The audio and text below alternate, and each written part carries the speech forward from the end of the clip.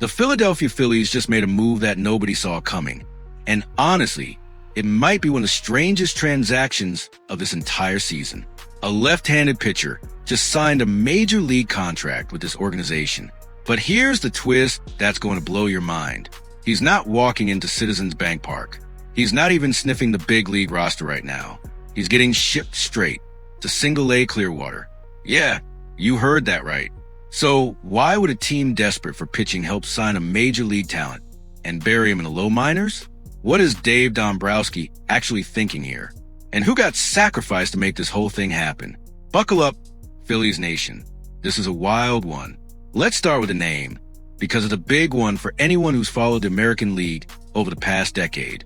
Nestor Cortes, 31 years old, nicknamed Nasty Nestor, during his glory days in pinstripes. This is a guy who once made an all-star team, a guy who posted sub 2.50 ERA for the Yankees, a guy who, at his absolute peak, was one of the craftiest, funkiest, most maddening left-handed starters in all of baseball. But that was then. The Nestor Cortes of 2026 is a very different story, and that's where this gets complicated. Let's rewind for a second because the recent history here is rough.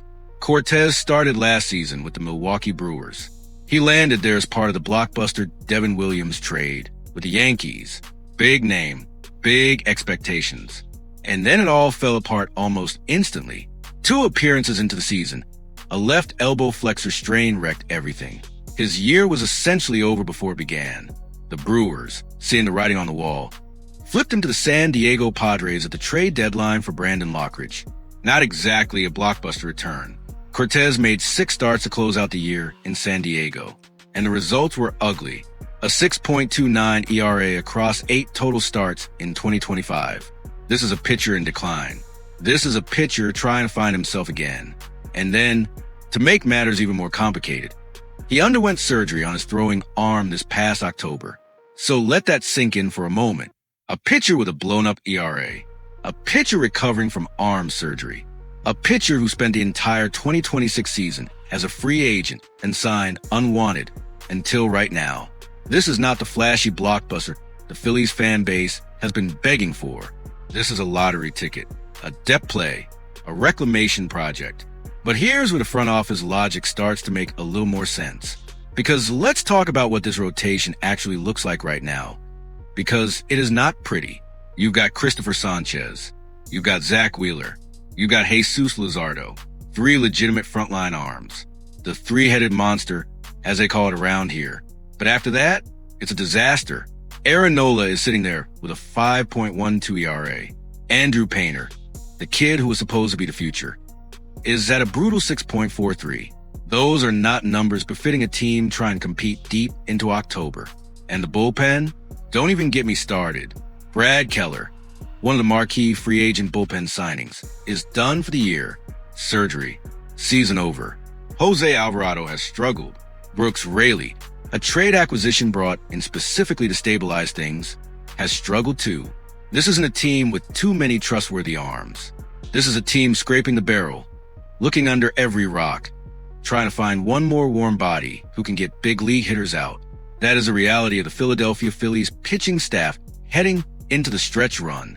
And that's exactly why inner manager Don Mattingly framed this signing the way he did. He called it depth. He called it experience. Nothing more, nothing less. I think it's depth. It's another guy that's got experience, Mattingly said. And obviously when you sign him, they think he's throwing the ball pretty good. Notice the language there.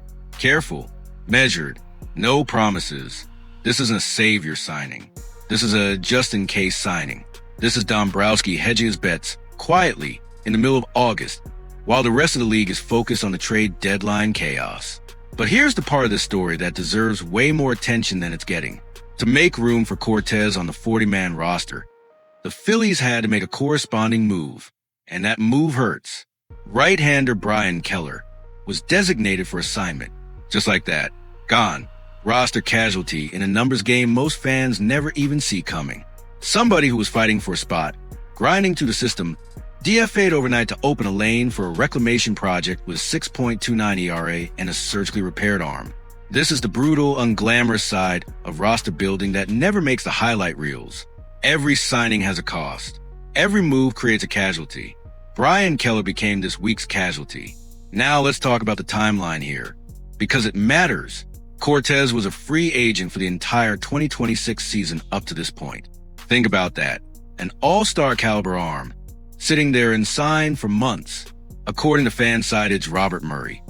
Cortes actually had interest from multiple teams before ultimately agreeing to terms with the Phillies. So, somebody wanted him. Somebody believed there was still something left in that left arm. And Dombrowski, ever the opportunist, ever the guy who loves collecting reclamation projects like baseball cards, decided Philadelphia would be the landing spot. But instead of throwing him straight into a struggling big league staff, they're starting him at Single-A Clearwater, rebuilding the arm slowly, rebuilding the confidence, rebuilding the mechanics. This is a controlled restart, a soft landing before the real audition even begins. Let's rewind Cortes' career for a second, because his story is genuinely one of the more fascinating journeys in modern ball. A 36th round pick by the Yankees back in 2013. Let that number marinate. Round 36. Guys picked that late almost never make it, almost never sniff a major league roster, let alone become household names. Cortes actually debuted with the Baltimore Orioles back in 2018, failed to stick, and eventually made his way back to New York. Then came the breakout. 22 appearances in 2021, a dazzling 2.90 ERA. That performance earned him a full-time rotation spot in 2022, and he delivered in a massive way, posting a 2.44 ERA and finally landing his first career All-Star selection. For a moment, Nestor Cortes was must-watch television. The funky delivery, the high socks, the old-school flair mixed with elite deception. He built a career ERA of 3.94. Respectable, sustainable, real.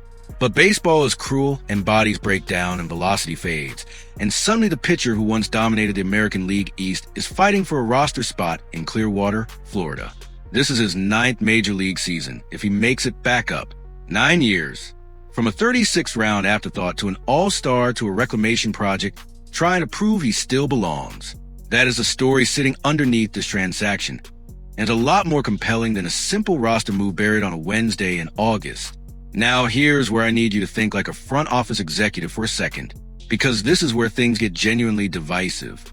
The Phillies are in a pennant race. Every single roster decision matters right now.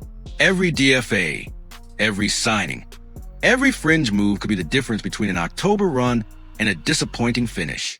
So the question becomes this: is bringing in a 31-year-old, coming off elbow surgery, with a 6.29 ERA last season, actually a smart use of a 40-man roster spot right now? Or is this exactly the kind of low-risk, high-reward swing a smart front office should be taking with a rotation that's then behind their top 3? Some of you are going to say, this is genius. Depth is depth. If Cortes finds even 60% of his old form, he instantly becomes more reliable than Painter or Nola have been this year. Others are going to say this is a distraction. A DFA of a legitimate prospect, just a roster pitcher who hasn't been good in over a year and is starting in Single-A. Both sides have a case. And that's exactly why this front office decision is going to spark real debate. So here's my question for Phillies Nation, and I want you to actually think about this before you scroll to the comments.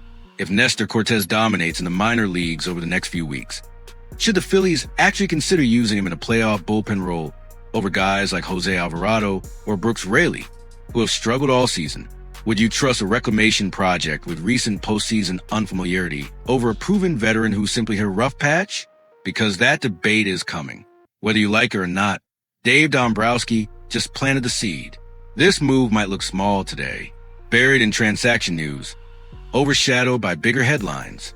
But if the rotation depth crisis gets worse, if one more starter goes down, if the bullpen implodes even further, Nestor Cortes could suddenly become one of the most important names in this entire Philly season. Depth signings don't win championships by themselves, but they can absolutely save one. Drop your take in the comments right now. Is this a genius low-risk move by Dombrowski, or is this front office running out of real answers? Hit that subscribe button and turn on notifications, because this front office is not done making moves. The next transaction bomb is coming, and you do not want to miss it when it drops.